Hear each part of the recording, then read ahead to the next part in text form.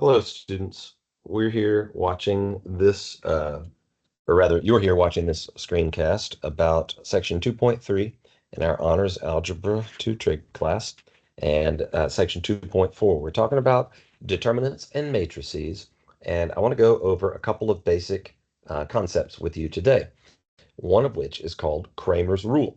Now, in one of our periods last week, I don't recall if it was second period or sixth period or seventh period, we introduced this notion.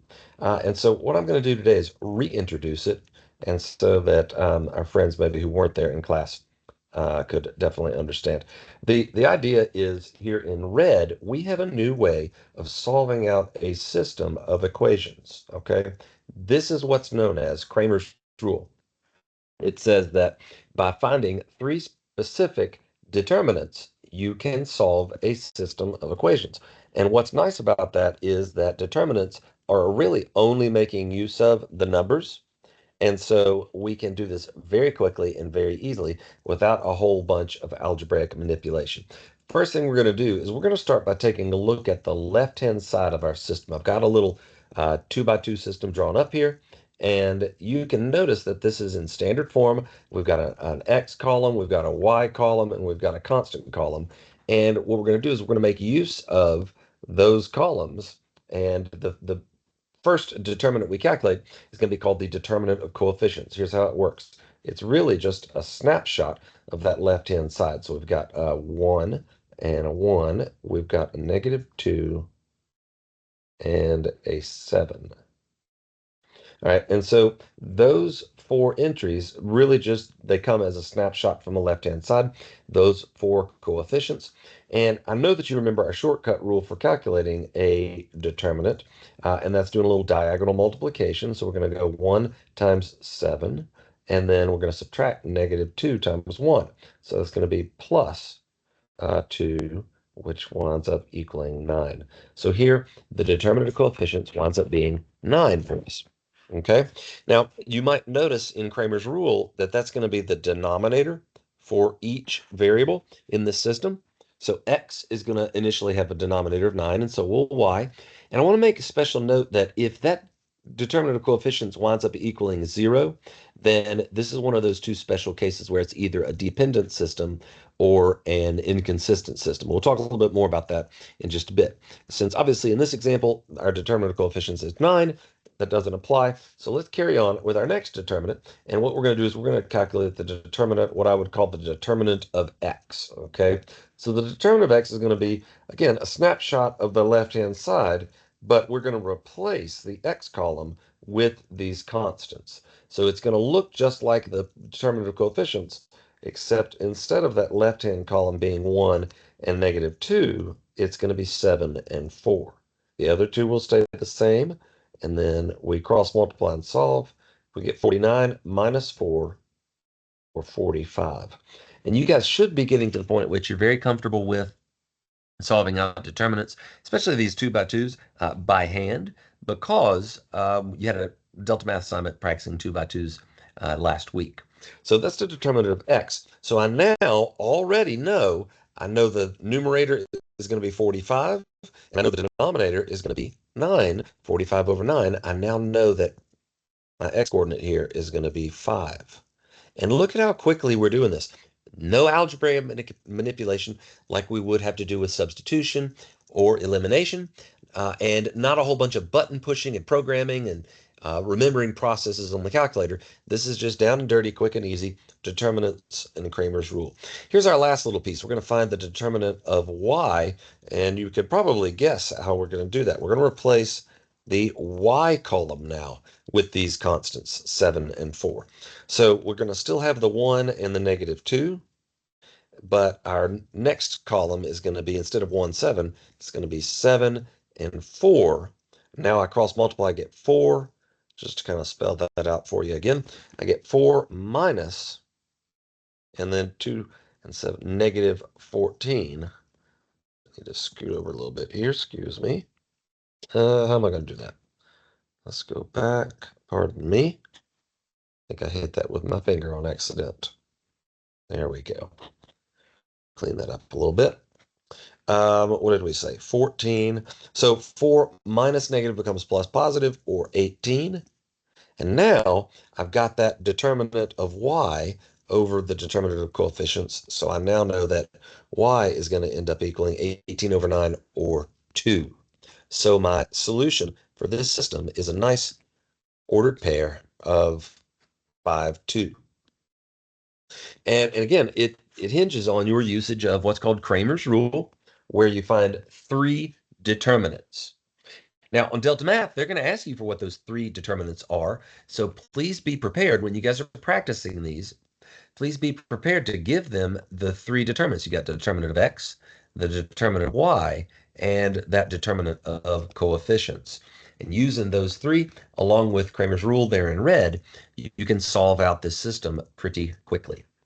Now, the next thing I'd like to take a look at is a 3 by 3, and it doesn't get any more, as far as the math is concerned, it doesn't get any more complicated. You just have to keep your head on straight and handle doing Cramer's rule for 3 by 3. Real quick, I do want to make mention of I talked about a sort of an alternate case here. If the whoops, I clicked my mouse again. Sorry about that. Let's go back. Where was I? There we are. If the determinant of coefficients equals 0, then we know we're either going to have a dependent solution or an inconsistent solution. All right. And so here's how you're going to tell the difference. What's up?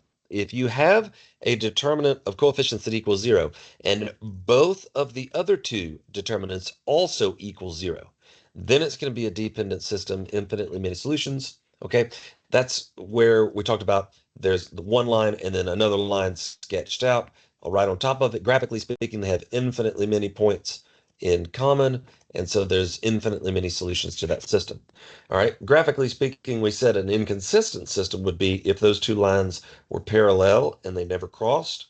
Well, the way that that looks is if my determinant of coefficients is 0, but both of these other guys are not. It has to be both of them. Okay, you're not allowed to it has to be both of them that equals 0, excuse me. So for example, I could have, let's just kind of ballpark this. I could have, for example, a determinant of coefficients of 0. So here's x equals, and here's y equals, okay? And the determinant for x could be 0, and you could be thinking, well, hot dog, this must be one of those dependent systems, infinitely many solutions. But then if you come over here and this is non-zero, then that's a big womp womp. Can't happen, no solution. Okay, because 5 divided by 0 is undefined, and so that would be the case where we would say this is an inconsistent system. So just to kind of recap again, backing up here, what's written in green, you need to make sure that you've got that written in your notes. Pause the video if you need to, okay? And these are our two sort of special case scenarios. You won't see those very often, but you want to be prepared for when you do. Okay. So I believe now we are ready to take a look at a little 3 by 3 action. Okay. So Cramer's rule, again, applies here in this case. And like we said, we just want to find, whoops, let me get exit out of, oh, shucks. Hold on, boys. I'm sorry. Let me exit out of this.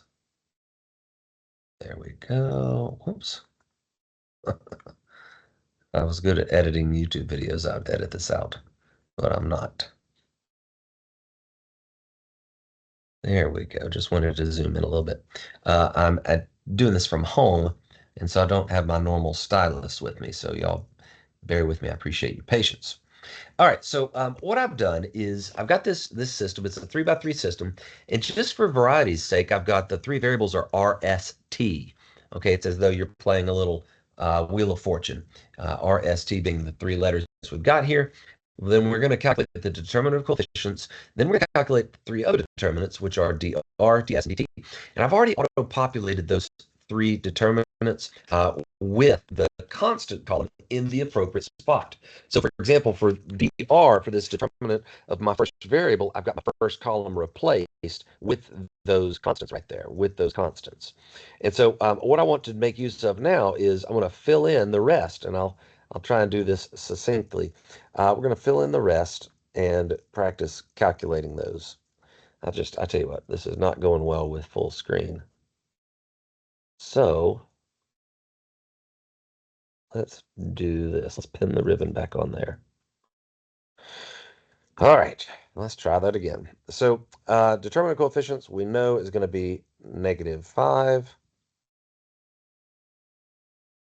3, -5, -6, -2, -5, -6, -4. All these negatives, crying out loud, and -2.